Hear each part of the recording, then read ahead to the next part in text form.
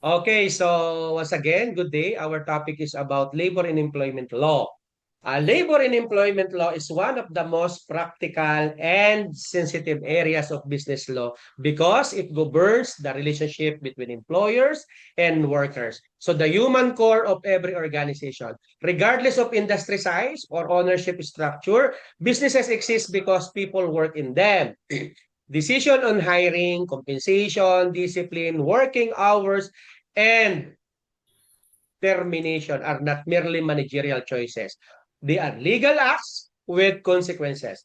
Understanding labor and employment laws allows managers to lead organizations locally, ethically, and sustainably. From a business administration perspective, labor law is not designed to burden employers but to balance economic power. In reality, employers usually have greater bargaining power than individual workers. Labor and employment laws exist to protect workers from abuse while still allowing employers to manage operations effectively.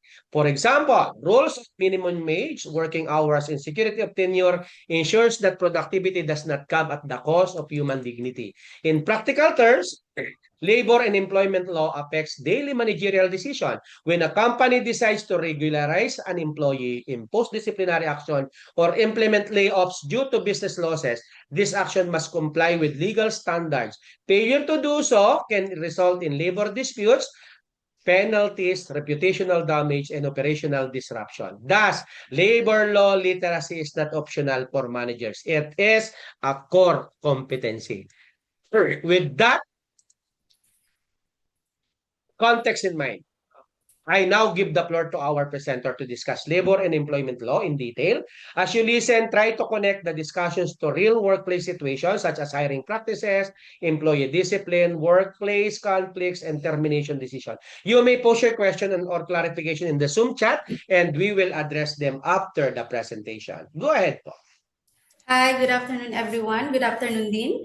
I'm Elona, presenting the Module 5 about labor and employment. So first, let's discuss what is labor. So labor, if we are going to search through internet, we will get a lot of definition of the labors. But at the end of the day, it's always ending up that labor and employment, it's a contract between the employee and then the employer. First, let's read labor and employment refer to the body of laws, rules, practices that govern the relationship between employers and employee, including the both collective labor rights and individual workplace protection. So there's another one, means law relating to employment practices, terms and conditions of all employment, equal opportunity, non-discrimination, immigration, wages, hours, benefits, and collective bargaining, the payment of the social security and similar taxes, and employment compensation, workers' compensation, and occupational safety and health. And another one, let's say, butitiin nating mabuti, ano nga ba ang labor? So labor, as per my understanding, it's a defined physical and mental effort exerted. Like from the word itself, labor, the one who is doing it, like the body itself.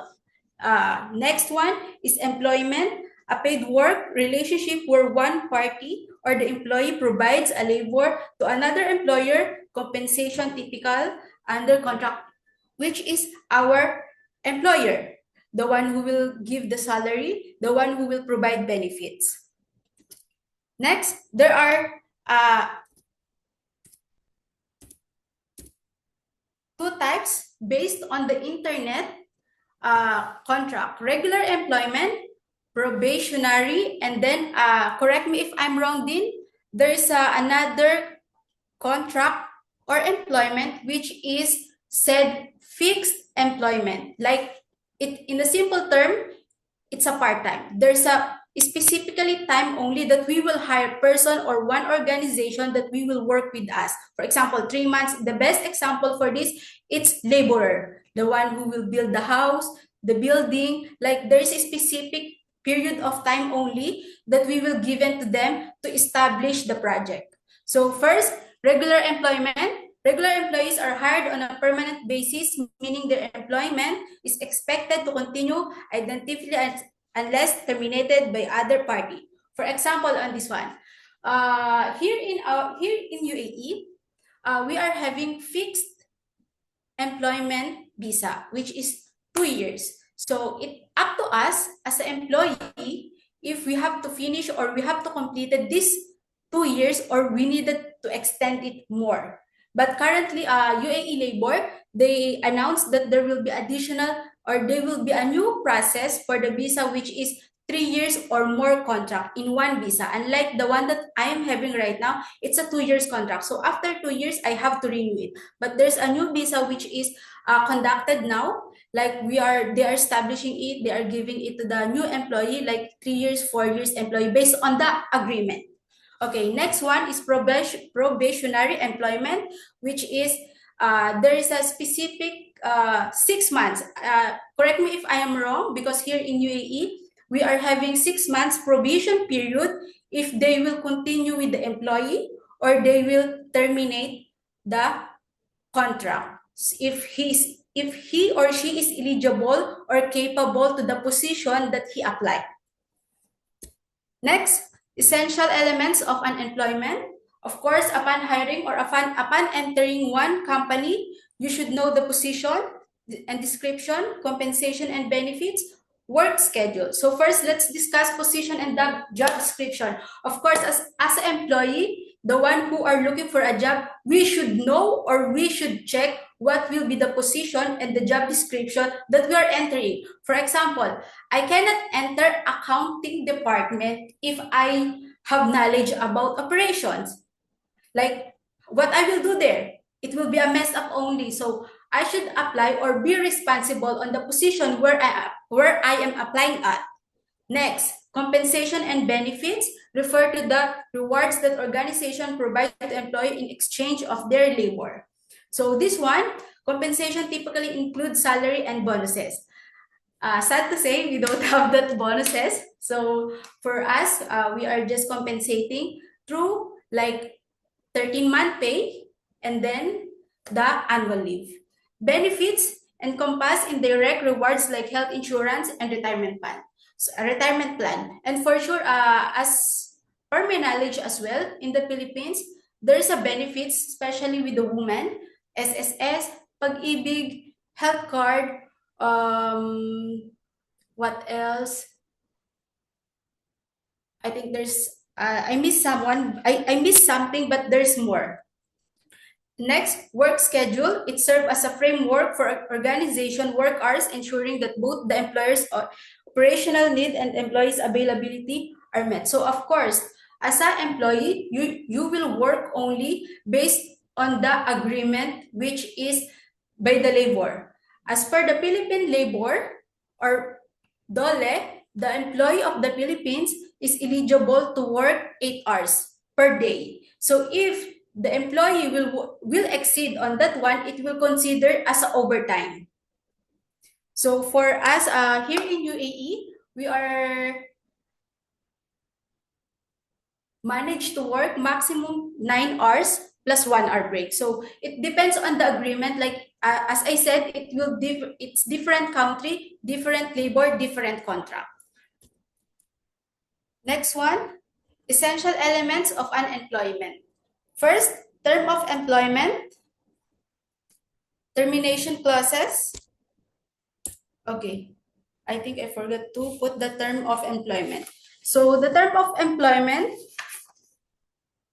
regular probationary projects based on the fixed term of employment, like the one that I have said earlier. This is the one who are in a part-time, which is in a fixed contract with the one company. Like if the company agreed that we will be needing one organization for 6 months only, then the employee or the organization will work only for 6 months, nothing less, nothing more, only for 6 months. Next, termination clause. This clause is essential for clarifying the rights and obligation of parties involved, helping to prevent dispute and misunderstanding when a contract need to be terminated. So of course, upon terminating your contract, you should know what is inside before you sign it. Like the same example earlier from the previous presenter, Like there is a farmer who sold palay from someone who are having only verbal agreement, which is now it's causing them a lot of inconvenient, a lot of delay, or a lot of paghihirap because there is no contract, which is written contract. And we all know that in the Philippines, we used to have verbal contract, which is a lot of people, they are not aware like what will be the consequences using only the verbal contract. Next, basic employer rights. Rights to safe and healthy working condition. Of course, as an employee, no one wanted to work sa hindi safe na lugar. Like, how you will know na hindi safe sa lugar? Like, it's not only the place itself, but the ambience. Kung may office mate ka ba na bastos, kung may office mate ka ba na hinaharas ka, or kung may office mate ka na minamata ka. So, of course, as an employee, we will go where the place we are safe and sound. Provision of health facilities and service, of course. I think this is mandatory to all the companies, UAE, international or local, that company should have a clinic, company should have fire extinguisher, just in case of unnecessary happenings. So, employer must provide medical and dental services, facilities, clinic, first aid kit, and staff in the workplace depending on the size of nature of the business. The DOLE, Bureau of Working Condition, or BWC, conduct inspection to ensure compliance. So this first, as I know, same with the international company, that we are maintaining our compliance. We are always having a visitation. Like every 6 months, we are having a MORE, or in the Philippines, it's called labor visitation, where is conduct halfly the office, if it's clean, if company is meet the proper safety of the employee. Next, emergency and safety training. In the Philippines, we have called what do you call on that? Fire.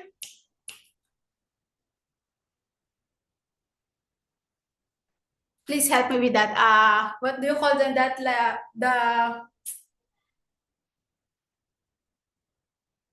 The one who's giving a training to the employee if there will be an earthquake drill. So got it, the earthquake drill. So the one on this one, employer must conduct a training for all the employee to be safe. Like it's a first aid kit for everyone. So we will be ready in case or in the future instances.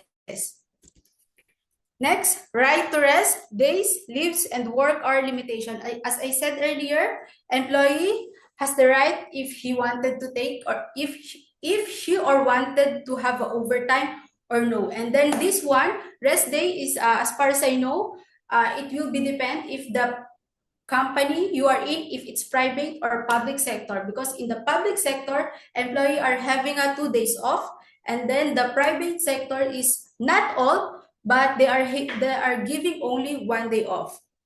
Example for us, I am in the private sector, so I am having 1 day off only per week. Next, normal working hours and rest day. As I said, 8 working hours daily, service incentive, leave. If employee will provided medical certificate, sick leave attested by the medical, maternity leave for the woman who will give birth as per Republic Act number 11210, the expanded maternity leave. As far as I know, that the woman who gave birth eligible to get maximum 90 days leave with pay. Next, right to social benefits and social protection. As I said earlier, one of the benefits of the employee, that company must be provided SSS, PhilHealth, Pag-ibig, and ECC, Employee Compensation of Commission.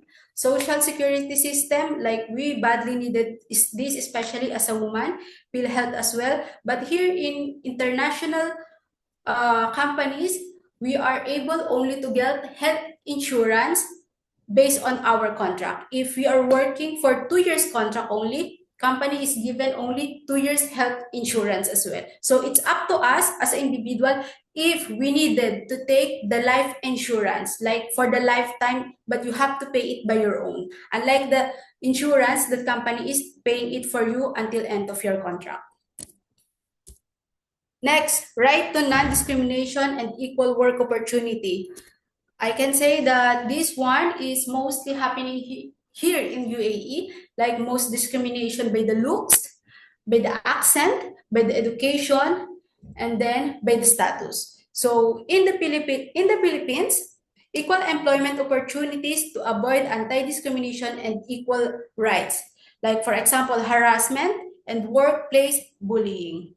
So in this case, it's really not forgiven, or it's not allowed to do these cases, as we are working as a professional, knowledgeable. So we are not, we cannot be entered in professional world if our mindset is still the back then, like high school days, like we are bullying, we are doing harassment, we are doing green jokes to everyone, especially with the girls.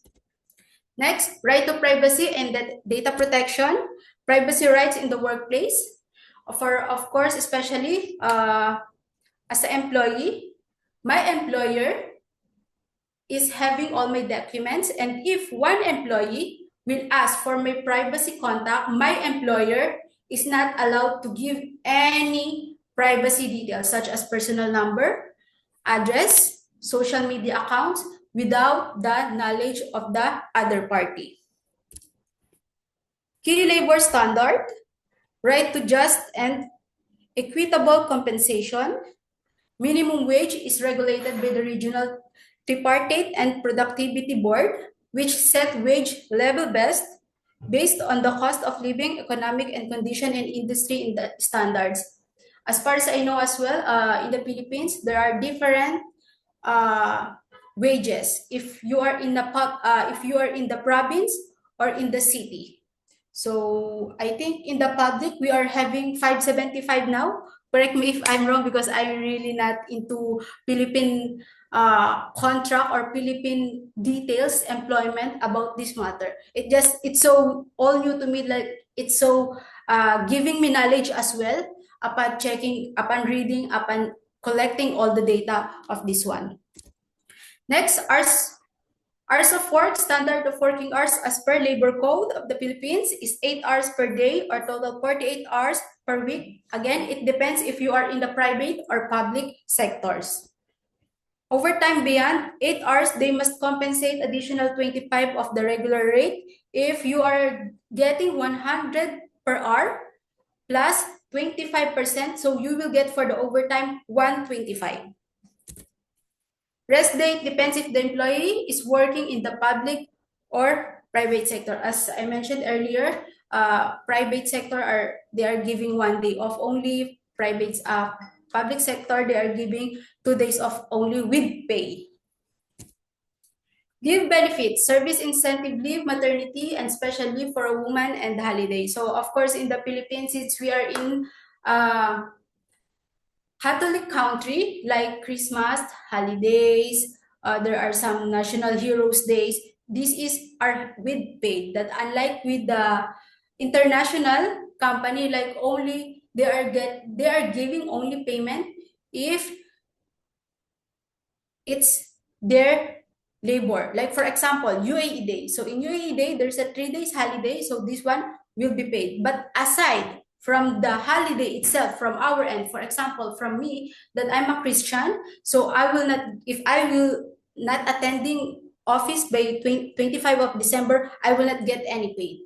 So like there's a government holiday. So if it's government holiday, they are willing to give. And then if it's private holiday, like your personal, and like here in Muslim, and then it's, it's a different culture. Like it's really not aligned with each other, but there's some adjustment with the two contracts, especially that I'm a Christian and my employer is a Muslim. So there's a totally misagreement.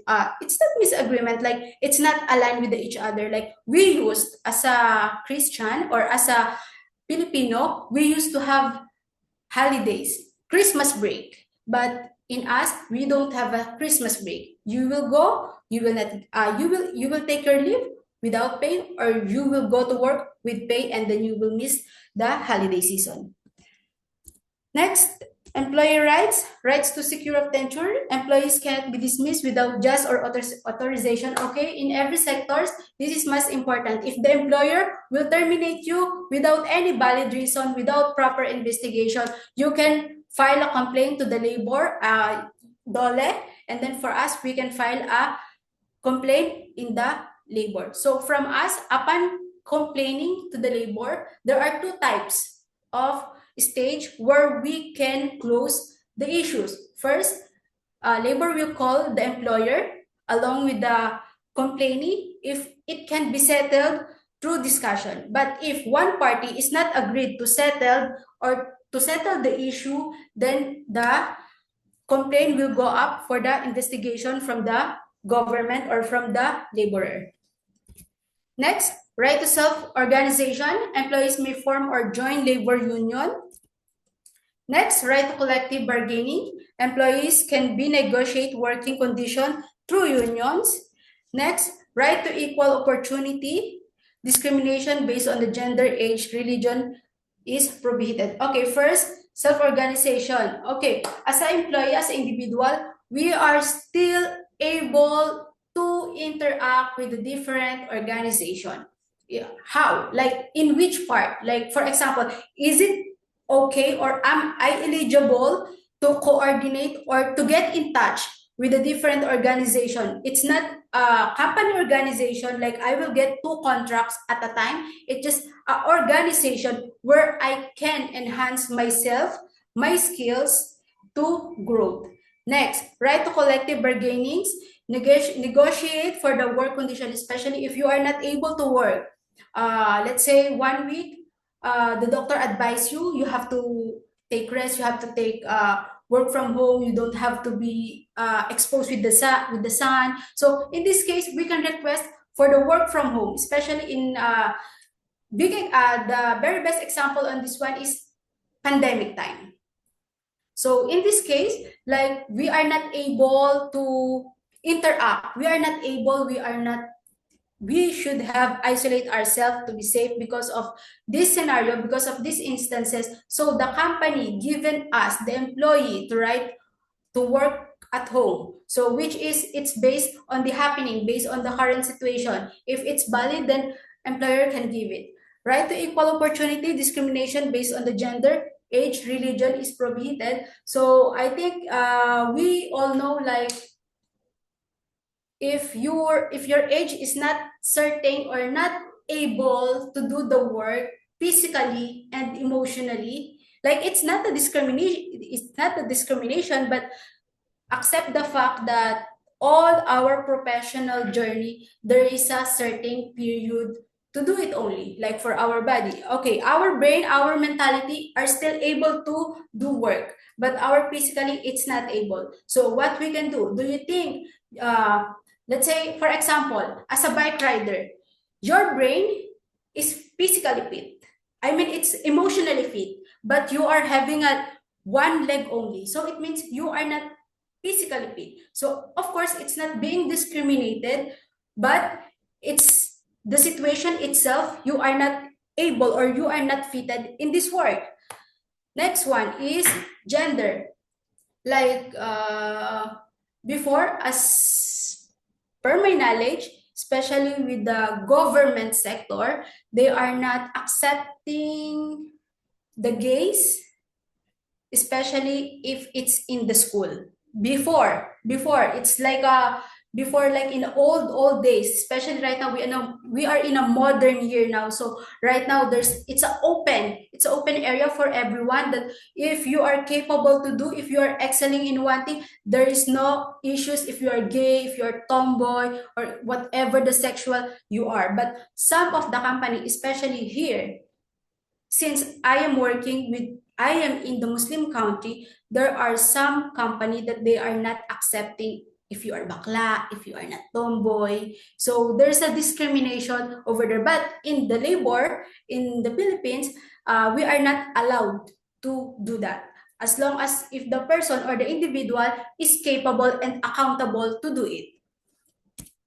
Next, of course, above all, above taking all the benefits, it will goes to the hiring process to avoid unnecessary scenario, to avoid unnecessary issues like one employee is not capable to do his job, not capable to do her job. It's not physically fit. It's not fitted the knowledge, the profession. So of course, it will goes to the hiring practices. As a HR, of course, you will onboard one employee based on the position that he is applying for. But if you are going to hire another person which is not fitted on the job vacancy, then it will cause only a trouble.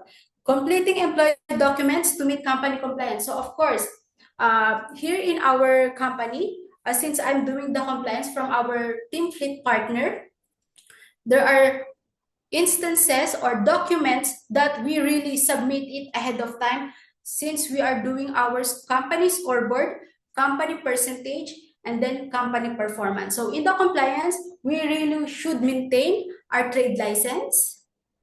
We should maintain company owner documents, which is valid more than 30 days. If it's less than 30 days, they will not accept it. But I think it's in every company should maintain the trade license.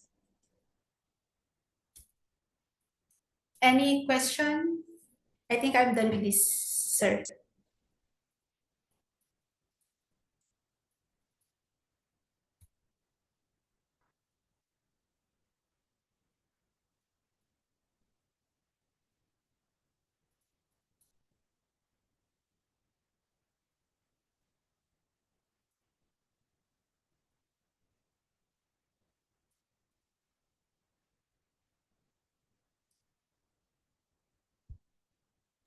Okay, sorry.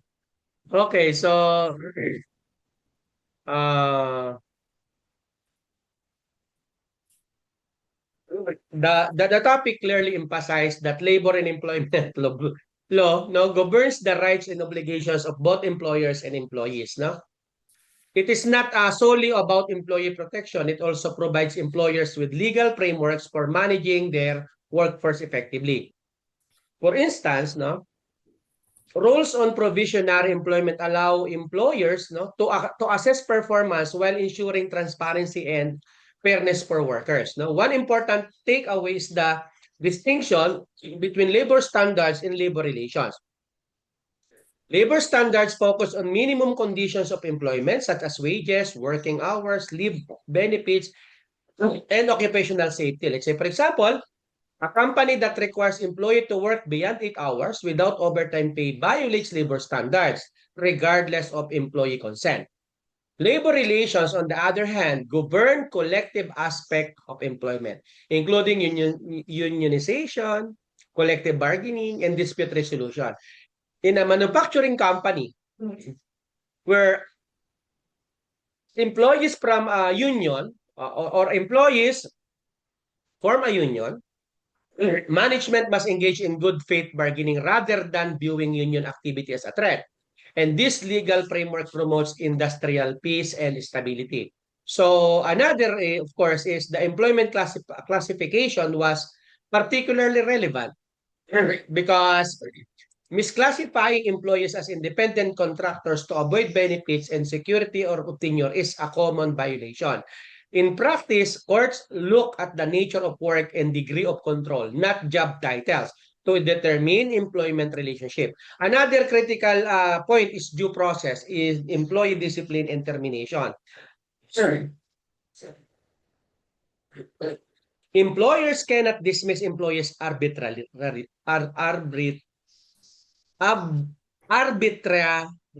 No, let's say, for example, terminating an employee for poor performance without proper notice, documentation, and opportunity to be heard exposes the company to illegal dismissal claims.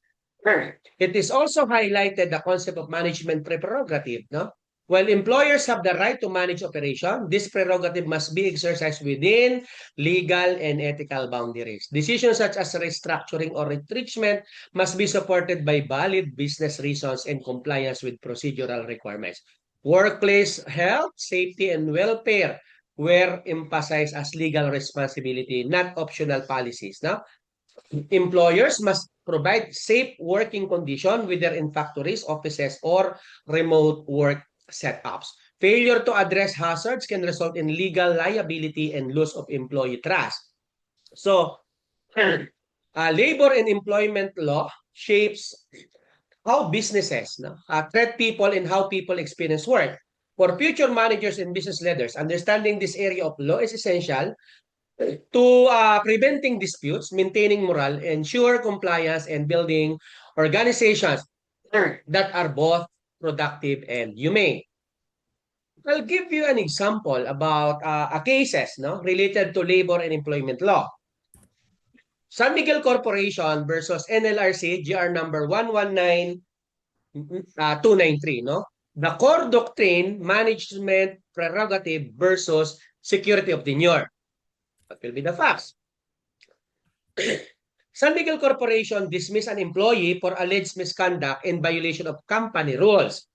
The company argued that the dismissal was a valid exercise of management prerogative to discipline employees and protect business operations. So the employee, however, claimed illegal dismissal, asserting that the penalty imposed was too harsh and that due process was not properly observed.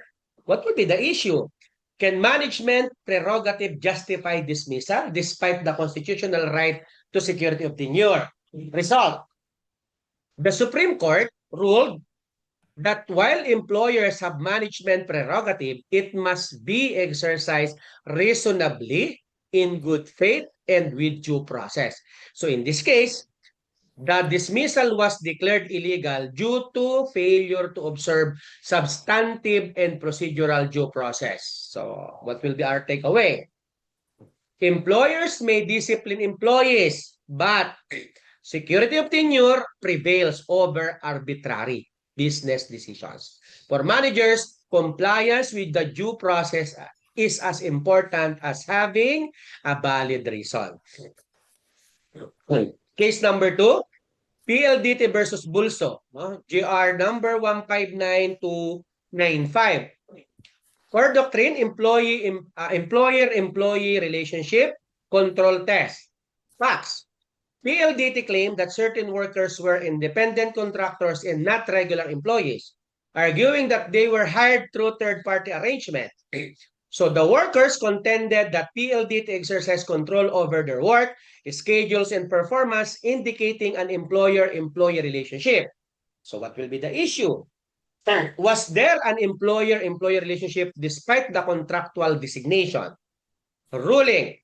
The Supreme Court ruled that an employer-employee relationship existed, applying the fourfold test, particularly emphasizing the control test. The workers were declared regular employees entitled to labor standards and benefits.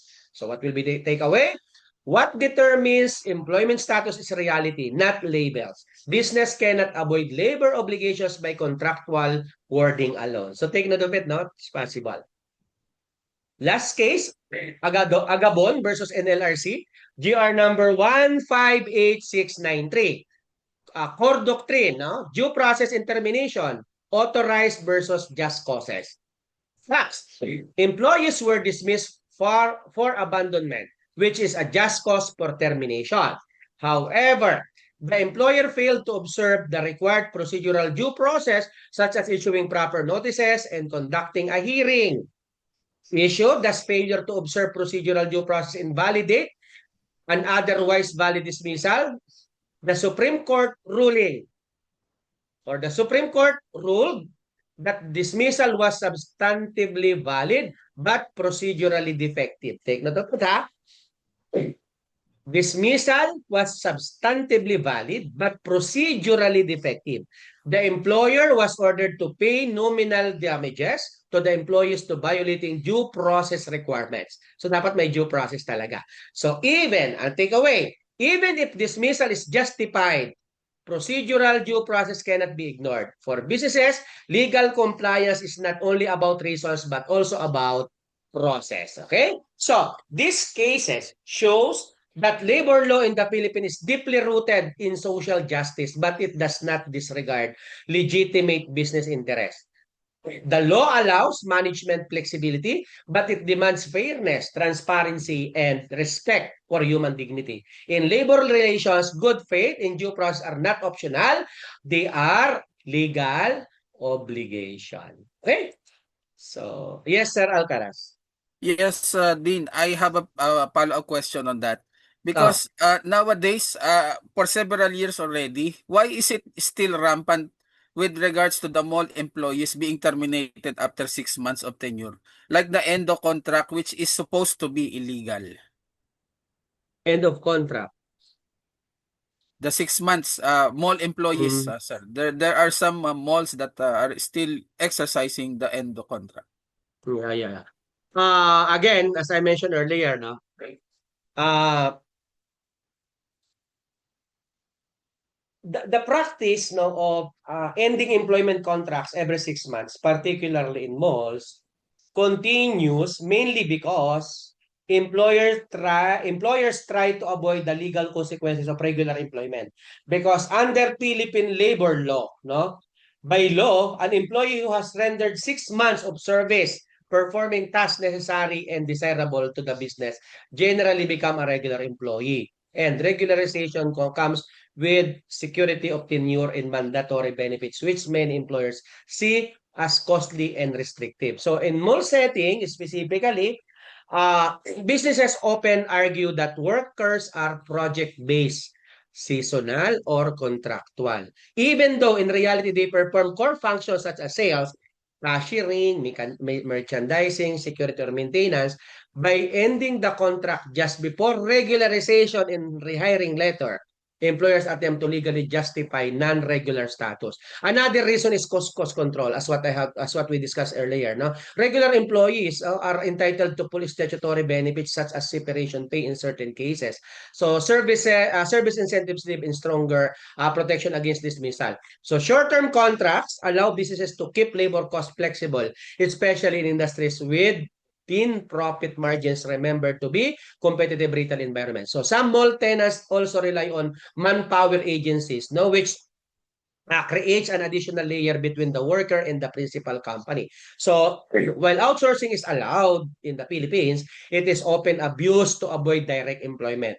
Courts have repeatedly ruled that when the principal exercises control, the worker may still be considered as regular employee despite agency arrangement. There is also a lack of enforcement and fear of retaliation actually, no? Because many workers do not file complaints due to fear of being blacklisted, losing future job opportunities, or simply not knowing their rights. Now, this allowed the practice to persist despite clear legal standards.